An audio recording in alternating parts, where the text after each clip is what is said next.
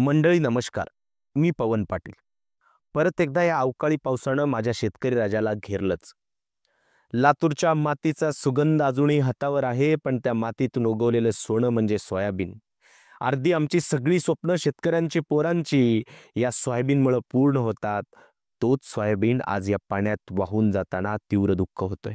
उन्हातानात कष्ट करून अंगावर चटके बसून स्वप्नांच्या ओल्या डोळ्यांनी शेतकरी हा हंगाम उभा केला, पण अवकाळी पावसाच्या एका झटक्याने सगळं वाहून गेलं.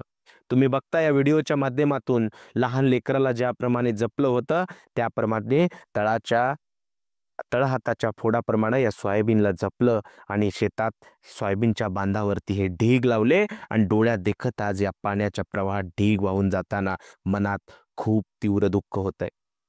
आज शेतकऱ्याच्या घरात केवळ दुःख नाही, दुष्काळ नाही, तर हतबलतेचं ओझं आहे. पीक गेलं, पण त्याबरोबर मनोबलही कोमेजलं. आईचा कुकर रिकामा आहे, लेकरांच्या शाळेची फी थकलेली आहे आणि शेतकरी आज पुन्हा एकदा विचारतोय, परमेश्वरा, आमचं पाप काय? सरकारने फक्त पाहू नये, ऐकावं, या शेतकऱ्याच्या हंबरड्याला प्रतिसाद द्यावा.